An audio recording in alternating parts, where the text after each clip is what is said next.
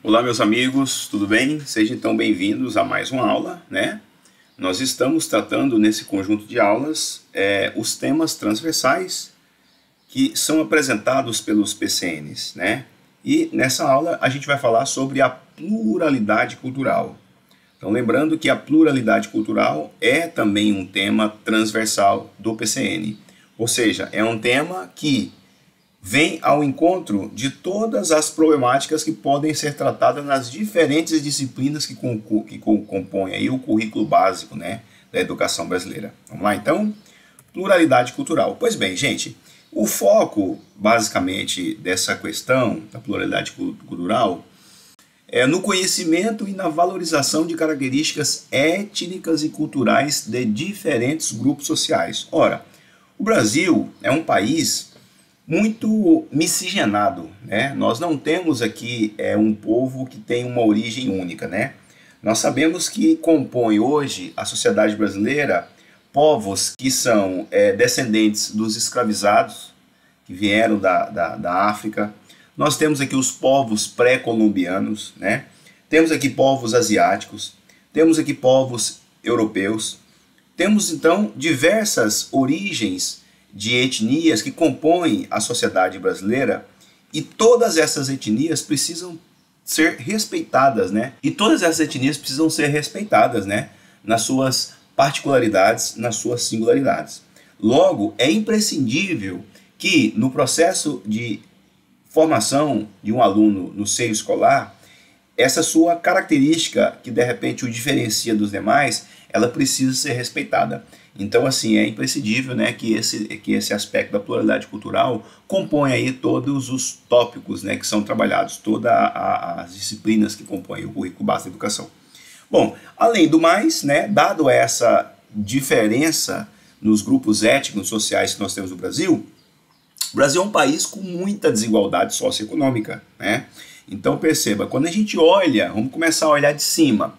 Quando você olha de cima para o mapa brasileiro, nós vemos ali regiões extremamente ricas, regiões que produzem muita riqueza, regiões que têm um PIB extremamente elevado, que tem o IDH extremamente elevado, né? Que tem o índice de Gini, né? Que é um índice aí que mede a distribuição de riqueza da população bem pequeno, próximo quase, né, de países aí desenvolvidos.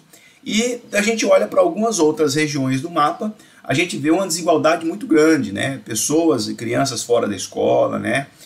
Famílias inteiras sem terem o que comer. Recentemente tomou assim a cadeia nacional a fila do ossinho, né? Pessoas aí na fila para receber ossinhos para comer. Então é um país que tem muita desigualdade socioeconômica, né? Então toda essa diversidade, ela precisa sim estar presente, né, nas discussões que são tratadas ali no chão da escola. As críticas desse tema, então, ela tem como objetivo combater a discriminação e a exclusão. Ora, pelo fato do Brasil, como já dito, né, ser composto aí por diferentes grupos sociais, diferentes etnias, povos que têm diferentes origens, é muito comum, vez ou outra, aparecer um grupo no meio da sociedade que se acha melhor, né, que se acha melhor do que todo mundo, que se acha melhor do que uma certa região, né?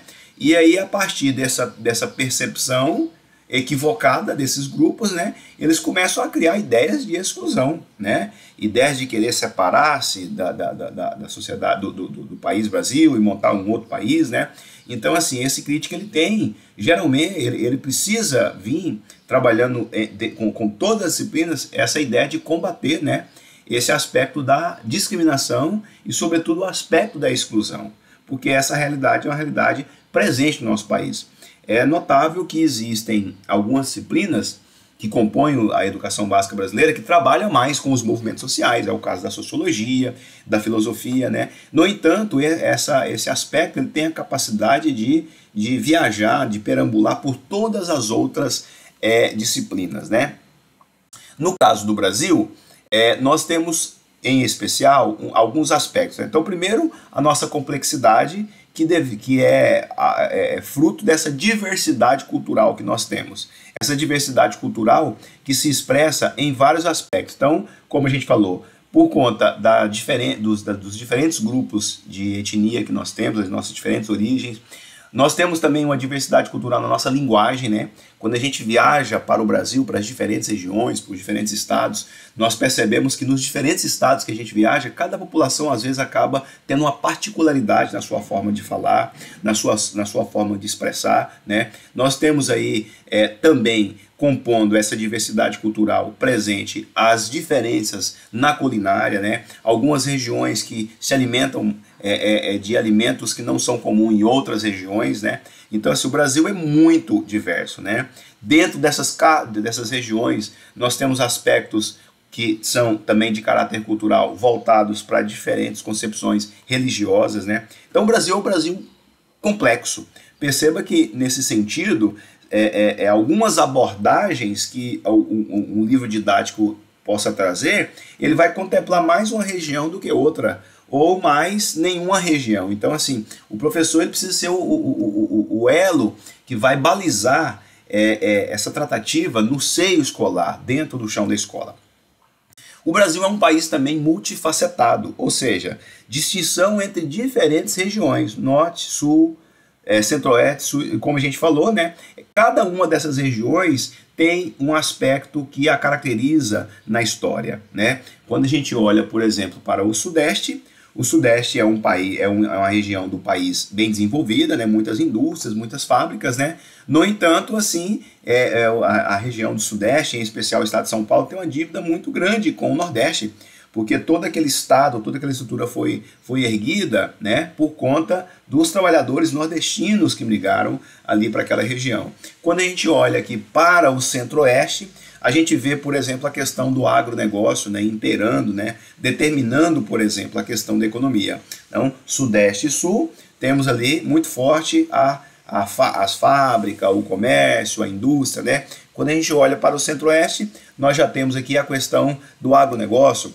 No Nordeste nós temos também a produção de frutas, temos também a questão do turismo. Então é um país multifacetado, com diferentes regiões. E tudo isso precisa ser discutido, né, dentro do chão escolar, nessa temática aí da pluralidade cultural. E o Brasil também é um país paradoxal. Quando a gente fala paradoxal, é no sentido de que é um país muito rico, no entanto é repleto de pessoas muito pobres, né? Quando a gente olha, por exemplo, aquela revista internacional lá da Forbes, que divulga, por exemplo, as pessoas que são mais ricas do mundo, a gente vê que sempre tem personalidades brasileiras, né? E quando a gente olha também para outras estatísticas que envolvem, por exemplo, a baixa no aspecto nutricional das crianças, né? Quando a gente olha, por exemplo, aspectos voltados para a educação, um índice muito elevado de pessoas analfabetas, de pessoas que não estão com a idade compatível com a série que deveriam estar, o Brasil também acaba compondo esses índices. Então perceba que é um país paradoxal, é um país aí no mundo que é um dos maiores exportadores, por exemplo, de alimento, né? Um país que é um dos maiores exportadores de commodities. No entanto, nós somos aí taxados, né, como um país que ainda tem aí, por exemplo, pessoas passando fome, pessoas na fila para receber ossos, né? Então perceba que o Brasil é um país muito paradoxal e essas discussões precisam ser travadas, precisam ser expostas, precisam ser dialogadas, né, no seio escolar. Ali sim é onde a gente tem a competência para dialogar sobre isso, tá certo? Contribuições a disciplinas. Então, a gente pode ter a pluralidade cultural fazendo diversas contribuições. Primeiro, com os fundamentos éticos, né? Com fundamentos jurídicos, né? E compondo esses fundamentos aí, a história, a geografia, a sociologia, as diferentes disciplinas. Quando a gente olha, por exemplo, para os fundamentos jurídicos, nós podemos lembrar com muita evidência na nossa mente a Declaração Universal dos Direitos Humanos. Essa lei que surgiu após a Segunda Guerra Mundial, ela surgiu especificamente em 10 de dezembro de 1948, né? Ela foi votada e aprovada pela Assembleia Geral das Nações Unidas, pela ONU, né? E ela serviu de base, ela serviu aí de fundamento para que os países pudessem readequar as suas legislações no sentido de que fosse resguardado o direito à ampla defesa das pessoas, né? Que fosse resguardado o direito à manifestação cultural. E no Brasil, muitas leis já começaram a surgir por conta dessa Declaração Universal dos Direitos Humanos, né? Então perceba, o próprio Estatuto da Criança e do Adolescente, que garante a essa criança que ela tem o direito, né, de frequentar a escola, que garante a essa criança que ela tem o direito de ter minimamente as refeições durante o dia, que ela tem direito à moradia, que ela tem direito a ter uma família. Temos também o Estatuto do Idoso, que garante a esse idoso, por exemplo, que ele precisa ter uma assistência médica hospitalar, que ele precisa ter uma assistência prestada pela família ou pelo Estado. Então, todos esses aspectos jurídicos, por exemplo, que foram desdobrados lá dessa conferência da Assembleia Geral da ONU, que culminou com a criação dessa Declaração dos Direitos Universais, perceba que são assuntos que podem muito bem perambular a história, pode perambular a geografia. Quando a gente fala na história, a gente lembra lá, por exemplo, dos aspectos da Segunda Guerra Mundial, quantas minorias foram ali eliminadas, por exemplo, nos campos de concentração da Alemanha, né? Judeus, homossexuais, negros, né? Pessoas ali que eram realmente discriminadas, né, por aquela sociedade, e que nós precisamos olhar esses aspectos e analisar, por exemplo, esse contexto aqui dentro do Brasil. Na geografia, quando a gente olha, por exemplo, no Brasil, regiões, né, estados e cidades que têm o IDH muito avançado e regiões e estados que têm o IDH muito baixo, né? Na sociologia, na filosofia, enfim, a gente consegue fazer a discussão em todas as áreas do conhecimento, né? Fundamentos éticos, a gente também consegue perceber, por exemplo, qual é a ética que existe através do trabalho, por exemplo, do direito, né? Qual é a ética que existe, por exemplo, através dos trabalhos que são desenvolvidos nas ciências da saúde, nas ciências biológicas, né? Como a gente disse aqui em vídeos anteriores, quando você é um pesquisador que lida com seres humanos, vai fazer uma pesquisa com seres humanos, nós temos aí um comitê de ética na pesquisa, chamado CEP, né? Comitê de Ética na Pesquisa. E você precisa submeter um projeto a esse comitê para que esse comitê possa dizer se a sua pesquisa está ou não seguindo minimamente critérios étnicos, né? Caso contrário, você não vai ter autorização desse comitê para elaborar a sua pesquisa, e as implicações é que lá na frente os resultados que você vai ter não poderão ser publicados. As revistas não vão aceitar a publicação daquele resultado caso ele não tenha sido submetido e aprovado por esse comitê de ética, tá certo? Bom, pluralidade cultural. Então, na escola é um ambiente onde nós ensinamos, onde nós aprendemos e onde nós vivemos todos esses ambientes. Nós temos um pesquisador espanhol chamado Antoni Zabala, e o Zabala disse que o conteúdo ele pode ser dividido em atitudinal, procedimental e conceitual, né? Então, assim, não podemos nos limitar que o ensino proporcionado a esses discentes da escola seja apenas no campo conceitual, né?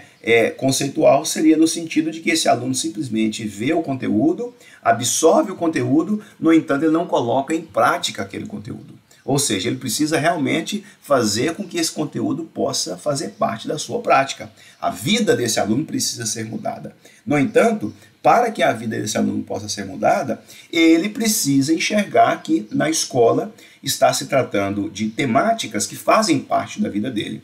Logo, é imprescindível, né, que o docente, que a escola, tenha a capacidade de olhar de uma maneira holística, no entanto individualizada também, para a realidade de cada um desses alunos, para que ele possa, né, compreender esse tripé de ensinar, né, de também aprender e de se viver o que é trazido na escola. Ou seja, colocar em prática o que é aprendido na escola, tá certo?